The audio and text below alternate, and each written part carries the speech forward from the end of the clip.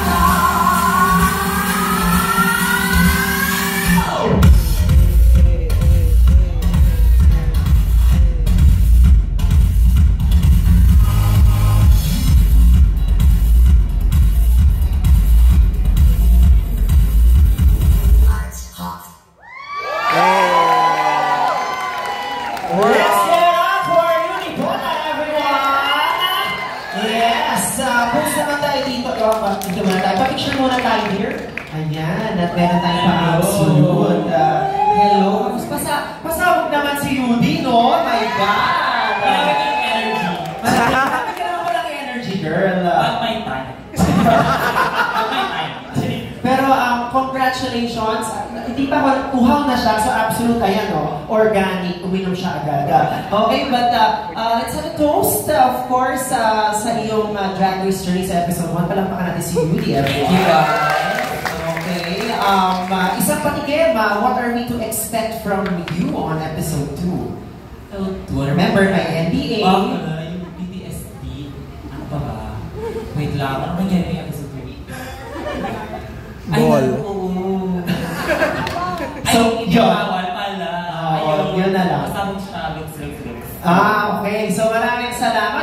You can get your needs. Ang QR nila ay nakakalat dyan. So, pwede nyo pong iscan, pwede nyo iuwi, pwede nyo gawing kumot, at more importantly, i-tip nyo po ang ating mga queens. So, palamakan po natin, Yuni Porta from Drag Race Philippines Season 3. Thank you. Okay, thank you so much, Yuni. Thank you Okay. so much.